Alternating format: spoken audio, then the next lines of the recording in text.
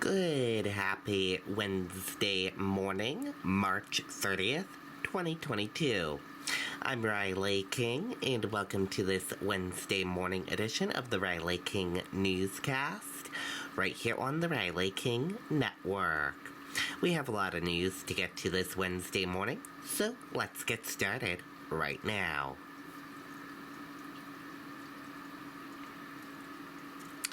First up, Cordon School Board votes to cut district budget by more than a half. Let's take a listen to that video from WMUR News 9. Clarence Thomas. Ketanji Brown Jackson says she doesn't understand him. She should watch Created Equal and learn about just... Tuesday night, Croydon School Board members voted to cut the district's budget by 54%. The board was forced to make the cuts after residents voted during town meeting day earlier this month to reduce the budget from its original form of $1.7 million to $800,000. Which was the number that we were given by the town that we have to work with. The vote to slash the budget took place during a snowstorm. Only 3% of Croydon's voters participated. It was proposed by Select Board member Ian Underwood, who is the husband of School Board Chair Jody Underwood. Many at tonight's meeting called for her resignation. You admitted to knowing before the meeting of your husband's proposal, yet you deliberately kept it from the public. Meantime, the approved budget will be sent to the state this week, but it's not necessarily set in stone. A special meeting will take place in May, giving the residents the option to vote to revert back to the original $1.7 million budget. An easy scenario, you basically just go back to what we had been planning before, but obviously we need to plan for both scenarios. Now, the school board chair says tonight that she hasn't decided whether or not she will, in fact, resign. But in the meantime, that special meeting has been scheduled for May 7th at 9 a.m. over at Camp Coniston.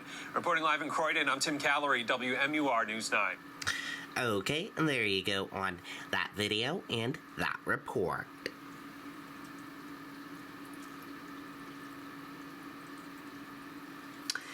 Second Skimmer found in Manchester this month. Let's take a listen to that video from WMUR News 9.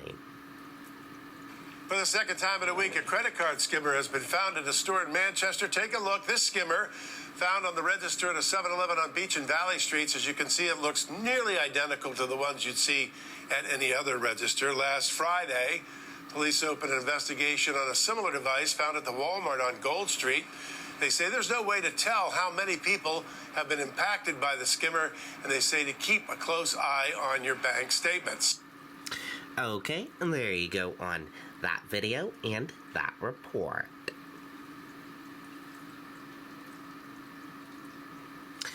Search underway in Lee after bank robbed on Route 125. Let's take a listen to that video from WMUR News 9. Police are searching for this man, who they say robbed the Northeast Credit Union on Route 125 in Lee. Police describe him as white, about 6 feet tall, and 190 pounds. He's wearing a face mask, glasses, a black jacket with a Patriots logo, and a blue horizontal striped tie. Authorities say the suspect didn't show a weapon, but indicated he might have one. He ran away after stealing an undisclosed amount of cash. We're just generally a very safe neighborhood, so we all keep an eye out for each other. People like Holly Wolf say a robbery is something they never would have suspected here. I saw a trooper on my way home, like just a couple feet from my house, so I asked the policemen what was going on. They told me, and so when I went into my home, I checked all the, doors, closets, rooms, basement. It's unnerving, for sure. Holly says her property was part of the search. We have a shed. It's got, stuff stored in it, but it's certainly got plenty of room to hang out and hide out. So I'd rather they just feel free to help themselves. Police have continued to look through the wooded area. They've been on foot, using dogs, drones, even a state police helicopter. For now, the community here says they'll continue to stay aware. We're all in touch with each other all the time, for good or bad.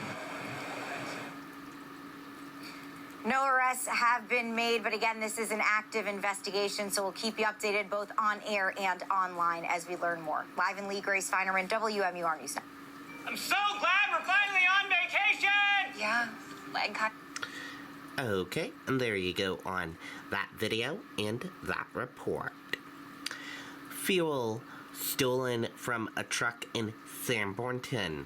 Let's take a listen to that video from WMUR News 9. Police in Sanborn are recommending people keep an eye open for fuel thieves. This coming on the heels of a theft last night at a concrete plant on Bay Road.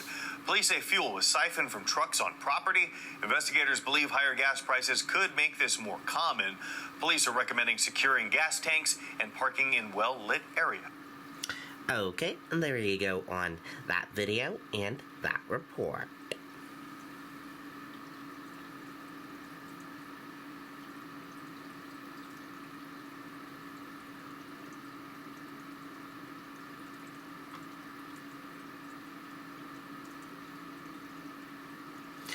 FDA approves second COVID-19 booster shots for some. Let's take a listen to that video from ABC News.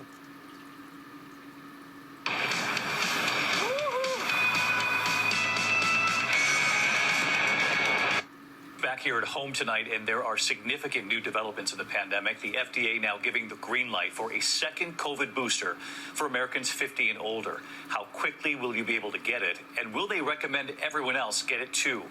And this move comes as we learn that highly transmissible Omicron subvariant is now the dominant strain here in the U.S. Here's ABC's Eva Pilgrim. Tonight, a green light for a second booster shot of Moderna and Pfizer for Americans over 50 and the immunocompromised.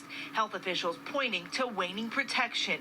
If it's been at least 4 months since you've been vaccinated with your first booster dose, you should seriously consider getting another booster dose.